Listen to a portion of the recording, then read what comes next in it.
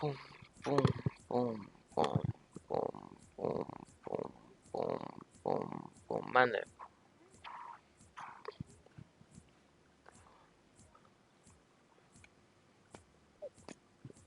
¿Te vas a bañar?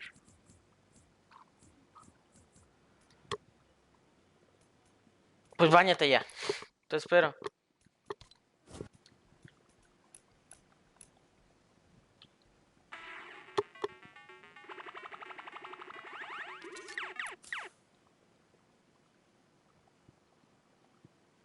And touch his feet immediately. The other player is still up on the high ground, but the zone is moving away from that mountain, so Amp has the advantage. It's Moni up on the high ground. Shadow Bomb does go out.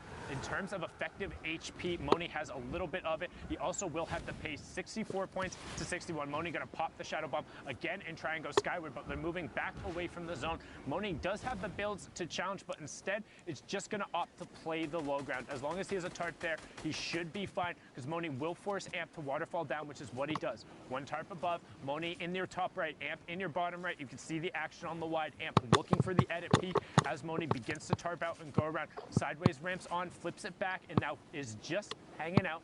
No pressure yet, and you can see the difference in maps. Because Moni is on the low ground and has to full tarp, he's running out. He's making his move. Sideways up, goes to 90, cones off, and immediately edits forward, but Amp blocks him up. Moni going out for the right, circles around the storm, misses the first shot, but gets a little bit of shield chip. There's a lot of health damage done from the storm and no ground gain, and Moni just metered himself. We've talked about this before. Those 6 seconds will go down. He has no fall damage, and that's gonna be it. Ticks over, and when the pressure is on, can't let it get to you. Amp, 67 points, 18 coming out from there, and he's saying, yeah, you can hold that L.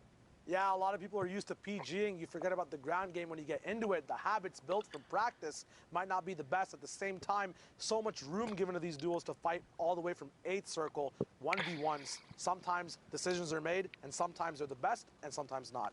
Well, a lot of these guys aren't used to necessarily working with that amount of room, right? When you have that much room to work with, it's a little bit, I don't want to say more difficult, but you're thinking more. You have to be more deliberate when you're going. It's less hectic, less playing on reactions, where a lot of these players thrive. But right now, Fulmer proving is not an old man, getting tags and tags and tags, and Johnny gets taken down outside of the top 10 as well, pushing them up to 72 points. We've seen a 74 already. We've seen Landjock and Punisher at 85. That kind of gives you an idea of what that top line looks like. Baller take for the high ground. We've been seeing more of that lately, but Fulmer double edit down, 73 goes away, tries to get the immediate wall of place, does get it through with some help from Kytrex, and they will take that one away. 2 elims, will be 3 once they take it over. High ground control and top 10. All these duels are going to be fighting for these elim points. Only 17 players left alive. Sundown, you said that it was a little bit harder or different for duos to adapt to this space when there's so much more room. The big thing as well, there's so many game plans people practice with these end game Discord servers where you're used to seeing a lot of people on mid tarps that you can punish. But in these situations, you kind of have to hound for those elims yourself. So we'll see if that's possible with these players, if they can get towards those positions. But they are very unorthodox and might be a little bit too daunting or frightening at the moment. And the big question is, how much can you get away with in this circumstance, right? Because if there's 40 people in this lobby right now, you have to full tunnel everywhere. You have to be using all the mats, but how much can you cover yourself? Do you always have to be double tarping as this player does disengage, or can you get away with just throwing a single roof above your head because the players don't have an angle? Right now, Boss Baby and Ramos getting a ton of room to go aggro, but getting it turned around on them. They are able to pick up tough X1, but they need Ramos to disengage over. Box will reset the walls around him and make sure they get the quick revive. Not bad, and this is one of the advantages of it being so sparse. You have plenty of times to stick a revive in a 6 circle with 16 people left. Exactly. You still have to play careful, though. 9 duels left alive. There still is one more placement or one batch of placement points left over for these duo players. Very, very silent game at the moment. Usually a lot of action and pressure being dropped down, but obviously anyone in a 1v2 scenario is not going to want to draw too much attention to themselves. Looks like Sir Jaden is in that position as well at the moment. He and his duo partner have been split up, one alive, one not at the moment. Very flat land as well, with a very small high ground tarp that's not too high in the air. Yeah, just trying to hang out on the far side right now. He is one of 2 solo riders, everyone else having a buddy, but just looking to hang out and being conspicuous. Wants to make top 5, wants 2 more points, just trying to wait it out. But that's pretty much everyone else in the lobby as well, doing everything they can. You see Hannah and Carly over there of Gen G. Shout outs to those ladies. They are absolutely nuts. We're able to put up, I believe it was near a top 25 or top 30 performance yesterday, but absolutely been popping off there. Good to see them in this endgame now as Tyler and Jace are on the high ground trying to make the rotation. Tyler does end up getting picked up by Exotic on the backside, and now Jace is going to be that solo rider. Combat, Flint Knock, 2 big pots, and the chug splashes, so plenty to work with as he starts layering down shots, checks his high ground, finds the 1, and then knocks down the player, secures his high ground. There is 1 in the box. He puts the turret down so the player can't put a cone. That might have been 200 IQ. Think he might have been going for a spike drop. Can't quite see what his inventory is there, but needs to catch up to the zone. You saw him considering using the Flint Knock. Instead, just going to use a little bit of a ramp push to put himself forward, and then drop directly down on top of the player. 73 followed by a 72. Can he find another shot? Is going to chug splash his raw HP back up and continue working on the high ground. Does still have 1 left and the 2 big pots, so wanted to make sure he filled up that health bar before digging into the other ones. As he gets closer to the top 5, gets finally ripped from the far side. Somebody contesting, and Fulmer takes it away. Sneaky on the high ground is old man Fulmer. He's got those quiet steps. He's got the quiet steps, but he has that loud beam as he's going to now punish everyone else in the lobby below him. Kytrex is also up right now.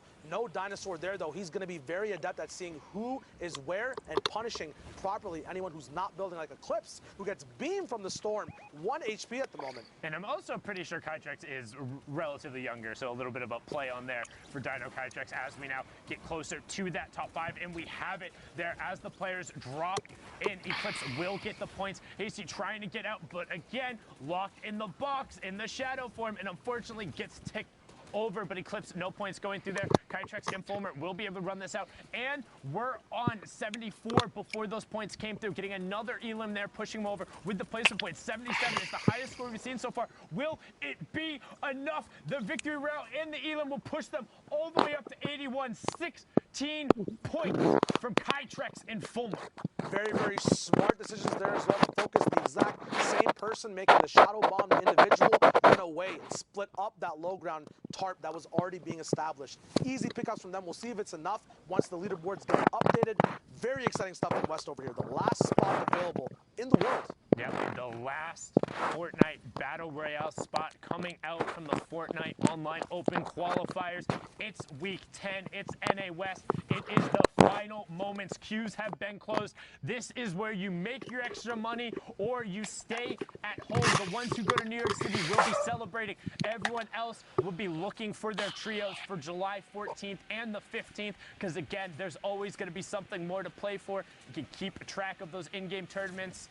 Got those coming up as well. I mean, I'm excited for that. I've been a big fan of all the trios. Love the trio one-day mode. And I think, like, in terms of the map size, it ends up being where you get some kind of mid and early game contestants, but really, if you want to spread out the map and just loot, you can. So excited to see where that is. But right now, we're in the duos action, the final of it. We got Smoke Notch and Bile on board. Sana, how would you approach hitting these big, tarped, hard mat bases? How do you kind of get in there without heavy snipers, without stinks? Do you pressure it with the ammo you have, with the amount of players there? What are the risks and rewards of tackling something like that, like a base that big? Okay, so me personally, no, I don't challenge in these circumstances. Like, if everyone's like boxed up and all this and no one else is shooting towards someone, I'm not gonna go unless I have something that is a key, or I can look to kind of press down towards the edge of the storm, as you see Biles doing there on the former, getting a nice elim and then getting whatever he can there. Does get the shadows to get back in, but generally, like, if you can pour in and kind of add fire to somebody else, fine. If you're like don't necessarily have a heavy snipe or stinks or supposed to force action, I prefer to be reactive. But if you do have two players with enough medium ammo, you can start pouring bullets into someone. It's just all about selection, right? So pick towards the backside of the storm. Pick someone who is very obvious, because you want other players to join in on your shots, right? Exactly. You need to have that balance of risk versus reward. Talking about reward, Epic Whale and his duo 4DR Storm at 93 points. The stars to qualify this week. Epic Whale could double qualify as well. Once again, we saw Calc and Macwood, recent duos who just switched up and then qualified on NA East servers. Right now, we have a recent duo that just started playing together as well, as Epic Whale did play with Silmat before, but is trying something new for week 10. And 4DR Storm qualified for the solos side. Epic Whale did as well, decided to put it together, but Edgy and Centered are trying to do everything they can to deny that right now on the high ground, only sitting on 60 points, so they're not going to be happy about that, but they're going to look to take away everything they can. They want to run it out as they knock down another player, pushing themselves closer to the top 15, trying to do everything they can. Rift into the sky, but he gets ticked over by Boop. Edgy will get the tick over after.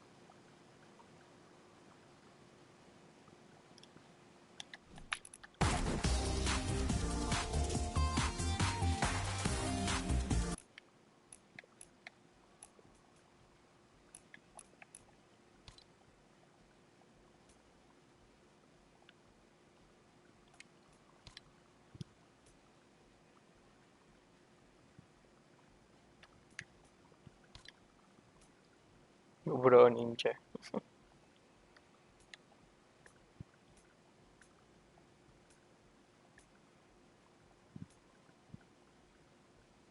Así dejo que es ninja.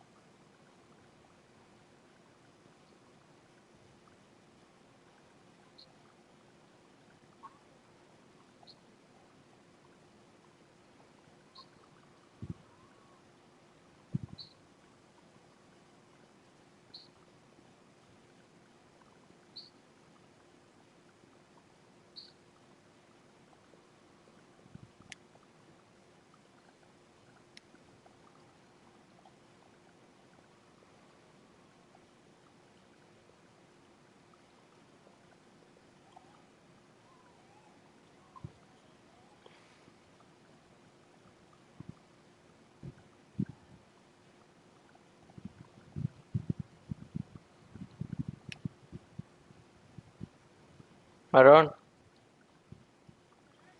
Aaron, ¿cómo estás? Sí,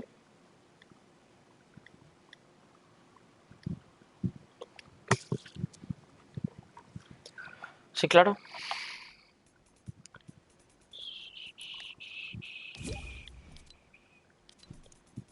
Ya te invité.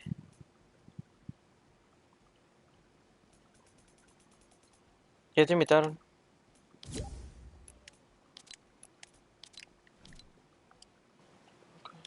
Es que estaba viendo algo.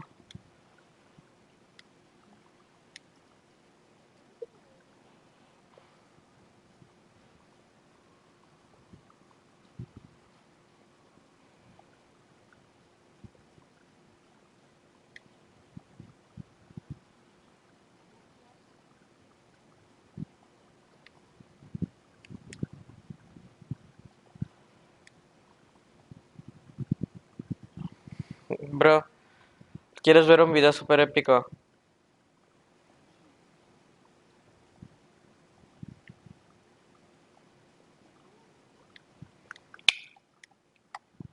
Lo vis.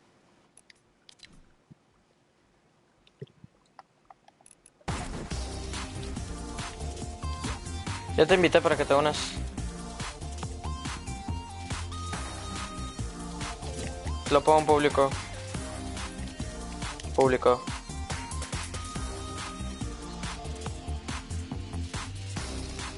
Alguien me está viendo.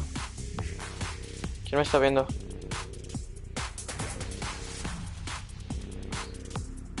¿Es en serio? Un saludo grande. Un saludo grande al que me está viendo, ¿eh?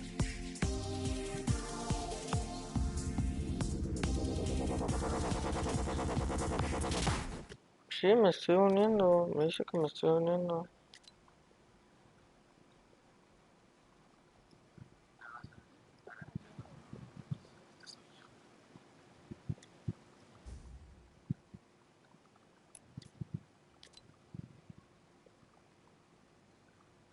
Voy a reiniciar Fortnite, deja de invitarme.